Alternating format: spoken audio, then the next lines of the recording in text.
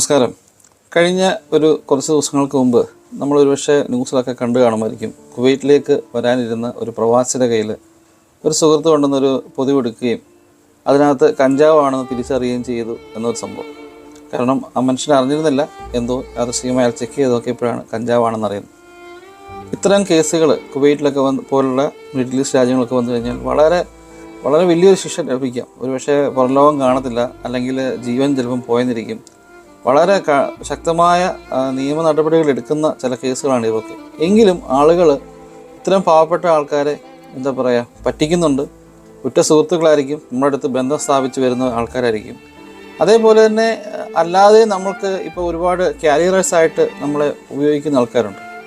ഈ കഴിഞ്ഞ ദിവസം എൻ്റെ ഒരു സുഹൃത്തിന്, അദ്ദേഹം നാട്ടിൽ കല്യാണത്തിനായിട്ടൊക്കെ പോകാൻ റെഡിയായിട്ടിരിക്കുന്ന മനുഷ്യനാണ്. അപ്പോൾ സ്വാഭാവികമായിട്ട് നമുക്കറിയാമല്ലോ, ഗൾഫിലൊക്കെയാണ്, ചെറുപ്രായമാണ്, നാട്ടിൽ